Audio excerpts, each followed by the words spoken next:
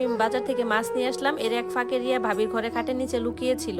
এরপর মাছটা দিয়ে ভাবিকে দিলাম, তখন ভাবি তার রুমে চলে গেল। 1 ঘন্টা পর ভাবি তার রুম থেকে খুঁড়িয়ে খুঁড়িয়ে বেরিয়ে আসে। ভাবি যখন রান্নাঘরের দিকে চলে যায়, দেখি রিয়াও বের হয়েছে, কিন্তু সেও ভাবির মতো খুঁড়িয়ে খুঁড়িয়ে বের হয়ে আসতেছে। রিয়াকে আমি ডেকে নিয়ে ওর ঘরে গিয়ে বললাম, এবার বলো কি হয়েছে। তখন রিয়া বলল, তোমাকে তো আমি আগেই বলেছিলাম যে ভাবি প্রতিদিন বাড়ির বাহিরে যায়। এরপর রিয়া আমাকে যেসব কথা বললো এগুলো শুনে আমার চোখ কপালে উঠে গেল। রিয়া তখন বলতে লাগলো, ভাবি প্রতিদিন জানালা টপকে বাইরে যায়, আর ওই সুযোগে পায়ে ব্যথা পায় আর খুঁড়িয়ে খুঁড়িয়ে হাঁটে। ভাবি যখন জানালা দিয়ে লাফ দেয়, আমিও ভাবিকে ধরার জন্য পিছনে পিছনে জানালা দিয়ে লাফ দেই, আর পায়ে ব্যথা পাই, যার কারণে আমি আর এগোতে পারিনি।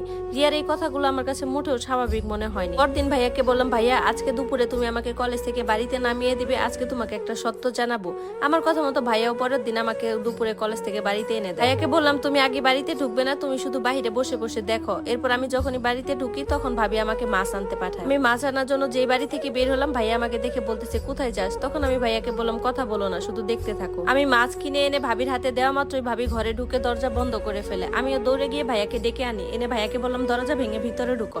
দরজা কাটা দিয়ে ভেঙে ভিতরে ঢুকা মাত্রই দেখলাম ভাবি ঘরে নেই। ভাইয়াকে বললাম, কিছুদিন থেকে কিন্তু জানালাটা আগলা করাই আছে। এরপর ভাইয়ার আমি জানালা টপকাতেই দেখলাম ভাবি আর ওখানে নেই, কোথায় যেন চলে গেছে। আমরাও তোর পিছু নিলাম, একটা নীরব জায়গায় গিয়ে পৌঁছালাম। চলতে চলতে ভাবি আমাদেরকে দেখে ভীষণ ভাবে ঘাবড়ে গেল। ওটা ছিল একটা সাধু বাবার আস্তানা, ওখানে মানুষদেরকে কালো জাদু করা হতো। এটা দেখে ভাইয়া তো রেগে মেগে ভাবিকে মারতে যায়। এরপর ভাবি সবকিছু স্বীকার করে নেয়। সাধু বাবা নাকি ভাবিকে বলেছিল 30 দিনে 1 কেজি করে কাঁচা মাছ দিতে। ভাবি 27তম দিনে এসে ধরা গেল। তার উদ্দেশ্য একটাই ছিল, আমাদের ভাই যেন আমাদেরকে ভালো না বাসে। ভাইয়া তো রেগে মেগে ভাবিকে তখনই বাড়ি থেকে তাড়িয়ে দিতে চেয়েছিল। আমি তখন ভাইয়ের হাত দুটো ধরে বললাম, ভাইয়া তুমি এই ভুলটা কখনোই করো না, যতই হোক ভাবি কিন্তু আমাদের মায়ের মতোই। আর ভাবিও তখন নিজের ভুলটা বুঝতে পারে। ধন্যবাদ সবাইকে। গল্পটি কেমন লাগলো